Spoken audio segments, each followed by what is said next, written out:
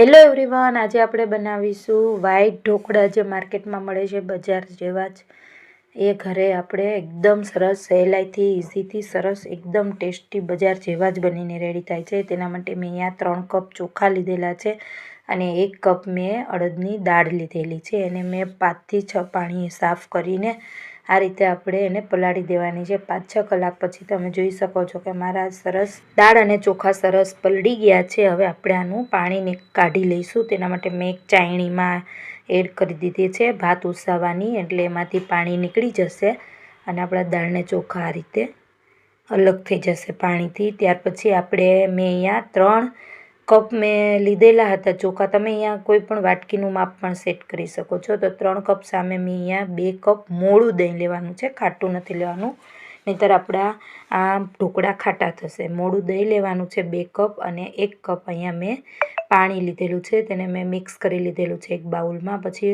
અહીંયા મારે 2 mixer jar થયા છે આ 4 કપમાં, એ રીતે મેં પીસી લીધું છે। એટલે અડધું આમાં આપણે આ એડ કરી દેવાનું છે અને દાળ ચોખા આપણે આની અંદર એડ કરીને આપણે પીસી લેવાનું છે આ પાણી અને દહીંના મિશ્રણથી। તે જ આપણે એડ કરીને તેનાથી મેં ચોખા અને દાળ સરસ પીસી લેવાના છે આ રીતે। અને તમારે જેટલું પીસાય એટલું એકદમ સરસ પીસી લેવાનું છે, દરદરું નથી રાખવાનું।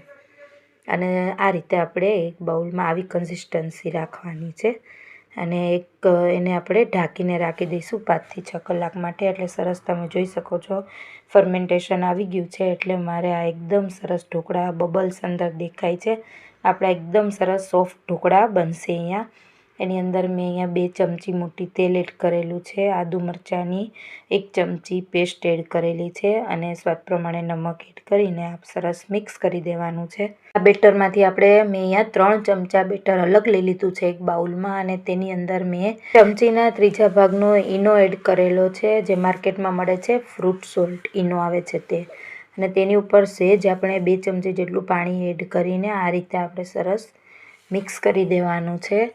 અને ત્યાર પછી આ બબલ્સ થઈ જાય એટલે આપણો ઈનો સરસ એક્ટિવ થઈ ગયો છે અંદર। અને અહીંયા મેં પ્રીહીટ કરવા એક ઢોકળિયું રાખી દીધેલું છે। આ ઢોકળિયાની અંદર મેં આ ઢોકળાની પ્લેટ છે જેને મેં ઓઇલ ગ્રીસ કરીને લીધેલી છે, તેની અંદર આપણે આ બેટરને એડ કરી દેવાનું છે અને ઉપર આપણે આમાં થોડો મેં અધકચરા મરી લીધેલા છે વાટેલા, તેને એડ કરેલા છે। ત્યાર પછી ધાણા જીરું અને મરચું પાવડર મેં આમાં સ્પ્રિંકલ કરીને લીધેલું છે। ત્યાર પછી આપણે એને 10 મિનિટ માટે મીડિયમ ગેસ ઉપર કૂક કરી લઈશું અને 10 મિનિટ પછી તમે જોઈ શકો છો કે આપણા ઢોકળા એકદમ સરસ કૂક થઈ ગયા છે। અહીંયા આપણે કોઈ પણ છરીની કે મદદથી આપણે જોઈ લેવાનું છે, એમાં ચોટે નહીં, એટલે આપણે એકદમ ઢોકળા એકદમ સ્ટીમ થઈ ગયા છે। હવે આપણે એમને નીચે ઉતારી લઈશું, થોડી વાર વરાળ નીકળવા દઈશું અને આપણે આ રીતે એના પીસ કરી લઈશું। તો તમારે અહીંયા સર્વ કરવા માટે એકદમ બજાર જેવા પોચા સોફ્ટ અહીંયા બાર વ્હાઈટ ઢોકળા બનીને રેડી છે। ફ્રેન્ડ્સ, આ રેસીપી મારી સારી લાગે તો મારી ચેનલને જરૂરથી લાઇક, સબસ્ક્રાઈબ અને શેર કરજો। બેલ આઇકનને જરૂરથી પ્રેસ કરજો, જેથી આવીને આવી સરસ નવી વાનગીઓ તમને સૌથી પહેલાં જોવા મળે। Thanks for watching my video.